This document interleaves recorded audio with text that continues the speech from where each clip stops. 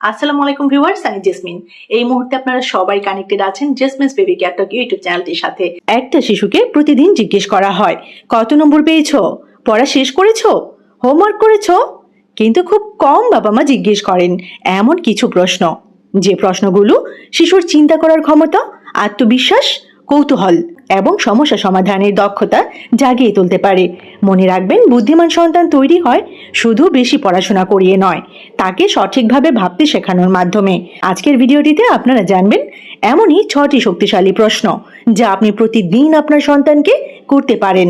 আর শেষের 6 নম্বর প্রশ্নটি এমন একটি প্রশ্ন যা শিশুকে শুধু ভালো ছাত্র নয়, একজন স্বাধীন চিন্তাশীল মানুষ হতে সাহায্য করতে পারে। তাই ভিডিওটি শেষ পর্যন্ত দেখুন, শেষ পর্যন্ত শুনুন।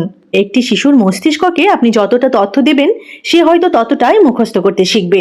কিন্তু আপনি যদি তাকে প্রশ্ন করতে শেখান, তাহলে সে নিজেই নতুন জ্ঞান খুঁজতে শুরু করবে। ডক্টর এপিজে আব্দুল কালাম স্যারের চিন্তার মূল দর্শন ছিল, বড় স্বপ্ন দেখো, প্রশ্ন করো এবং শেখা কখনো বন্ধ করো না। সন্তানের হাতে সবসময় উত্তর তুলে দেবেন না, কখনো কখনো তাকে একটি ভালো প্রশ্ন দিন, কারণ একটি ভালো প্রশ্ন অনেক সময় 100টি উত্তরের চেয়েও অনেক গুণ শক্তিশালী। চলুন জেনে নিই ঝটপট সেই 6টি প্রশ্ন। প্রথম প্রশ্ন, আজ তুমি নতুন কি শিখলে? প্রতিদিন সন্তানকে জিজ্ঞেস করবেন না আজ কত পেয়েছো, বরং জিজ্ঞেস করুন আজ তুমি নতুন কি শিখলে। সে হয়তো বলবে, আজ আমি জানলাম গাছও খাবার তৈরি করে, অথবা হয়তো বলবে, আমি আজ নতুন একটা শব্দ শিখেছি, অথবা হয়তো বলবে, আমি শিখেছি আমার বন্ধুর মন খারাপ ছিল। খেয়াল করুন, শিশু যখন নিজের শেখার কথা বলতে শুরু করে, তখন সে তার সারাদিনের অভিজ্ঞতা মনে করার চেষ্টা করে। এতে সে শুধু তথ্য গ্রহণ করে না, বরং নিজের অভিজ্ঞতা নিয়ে ভাবতে শেখে। অভিভাবকদের জন্য গুরুত্বপূর্ণ যে কথাটি আমি বলবো, সন্তান যদি বলে আজ কিছু শিখিনি, তাহলে তাকে বকা দেবেন না। হেসে বলুন, আচ্ছা আজ এমন কি দেখেছো যেটা দেখে কখনো খেয়াল করনি? তারপর দেখবেন সে ভাবতে শুরু করেছে। আর চিন্তা করার এই অভ্যাসই বুদ্ধিমত্তার একটি গুরুত্বপূর্ণ ভিত্তি। 2 নম্বর প্রশ্ন, আজ কোন বিষয়টা তোমার সবচেয়ে বেশি ভালো লেগেছে? এই প্রশ্নটি খুব সাধারণ মনে হতে পারে, কিন্তু এর শক্তি অনেক গুণ। কারণ শিশুর সবকিছুতে আগ্রহ একরকম হয় না। কেউ ছবি আঁকতে ভালোবাসে, কেউ বিজ্ঞান পছন্দ করে, কেউ গল্প শুনতে ভালোবাসে, কেউ বা জিনিস খুলে দেখতে পছন্দ করে। এটা কিভাবে কাজ করে? একজন বুদ্ধিমান অভিভাবক সন্তানের ওপর নিজের স্বপ্ন চাপিয়ে দেন না, তিনি সন্তানের আগ্রহ খুঁজে বের করেন। আজ তাকে জিজ্ঞেস করুন, আজ কোন কাজটা করতে তোমার সবচেয়ে বেশি ভালো লেগেছে, অথবা আজ কোন কাজটা করতে তোমার সবচেয়ে ভালো লেগেছে। তার উত্তর মন দিয়ে শুনুন। হয়তো তার ভেতরে এমন একটি প্রতিভা লুকিয়ে আছে যা আপনি এখনো আবিষ্কারই করেননি। মনে রাখবেন, সব বুদ্ধিমান শিশু একই রকম নয়। কেউ গণিতে ভালো, কেউ ভাষায় ভালো, কেউ সঙ্গীতে, কেউ মানুষের অনুভূতি বুঝতে। তাই তুলনা নয়, পর্যবেক্ষণ করুন। 3 নম্বর প্রশ্ন, তোমার কি কোনো প্রশ্ন আছে?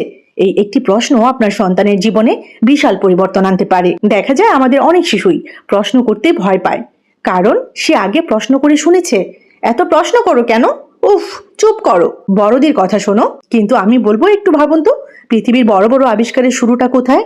একটি প্রশ্ন থেকে। কেন, কিভাবে, যদি এমন হয় তাহলে কি হবে? একদিন আপনার সন্তান যদি জিজ্ঞেস করে, আকাশ নীল কেন, অথবা পাখি উড়তে পারে, আমরা কেন পারি না, তখন বিরক্ত হবেন না, বলুন দারুণ প্রশ্ন, চলো আমরা একসঙ্গে এর উত্তর খুঁজি। সব প্রশ্নের উত্তর আপনার জানা জরুরি নয়, কিন্তু সন্তানের কৌতূহলকে বাঁচিয়ে রাখা জরুরি। কারণ যে শিশু প্রশ্ন করতে শেখে, সে সারা জীবন শেখার পথ খুঁজে পায়। 4 নম্বর প্রশ্ন, আজ কোনো সমস্যার সমাধান তুমি নিজে কিভাবে করেছো? এটি অত্যন্ত গুরুত্বপূর্ণ প্রশ্ন।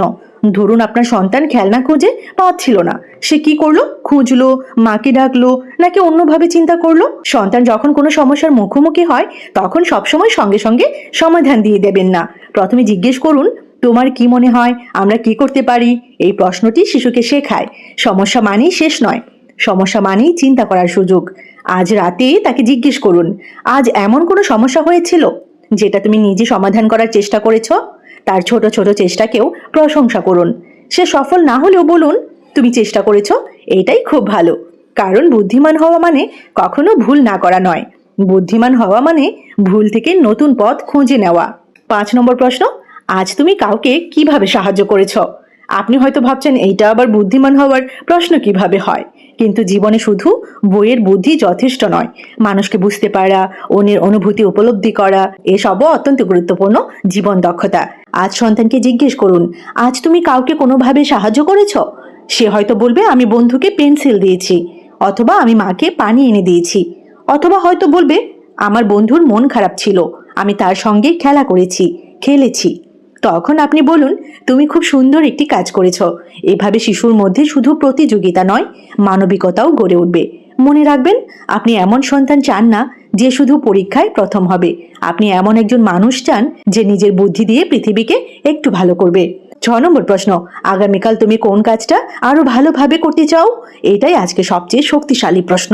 শিশুকে সবসময় বলবেন না তুমি ভুল করেছ, বরং জিজ্ঞেস করুন আগামীকাল তুমি কোন কাজটা আরো ভালোভাবে করতে পারো বলে মনে করো। এই প্রশ্নের মাধ্যমে শিশুর মধ্যে তৈরি হয় নিজেকে উন্নত করার মানসিকতা। ধরুন সে বলল আগামীকাল আমি পড়ার সময় মনোযোগ দেব, আগামীকাল আমি কোনো মোবাইল দেখে খাবার খাবো না, অথবা হয়তো বলল আমি ভাইয়ের সঙ্গে ঝগড়া কম করব, অথবা হয়তো বলল আমি গণিতের সমস্যাটা আবার চেষ্টা করব। তখন আপনি বলুন দারুণ, আমি বিশ্বাস করি তুমি চেষ্টা করতে পারবে। খেয়াল করুন, আপনি তাকে আদেশ দিচ্ছেন না, আপনি তাকে নিজের লক্ষ্য নিজে ঠিক করতে শেখাচ্ছেন। এটাই ধীরে ধীরে আত্মনিয়ন্ত্রণ এবং দায়িত্ববোধ তৈরি করতে সাহায্য করে।